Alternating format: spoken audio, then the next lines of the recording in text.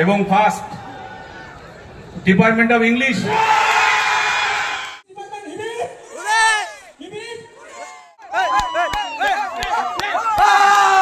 ভিডিওর প্রথমে যে ক্লিপটুকু তোমরা দেখলে সেটা হলো এই বছর সোশ্যালের স্টল উইনিং মুভমেন্ট। আর এখন যেটা দেখছো সেটা স্টল তৈরি থেকে একদম সম্পূর্ণ স্টল রেডি হওয়ার পর সেটা লুক কেমন ছিল সেইটা। এবং শেষ পর্যন্ত আমরা প্রথম হয়েছি এবারের কম্পিটিশানে, সেটাই এই ভিডিওর মধ্যে তোমাদেরকে দেখিয়েছি।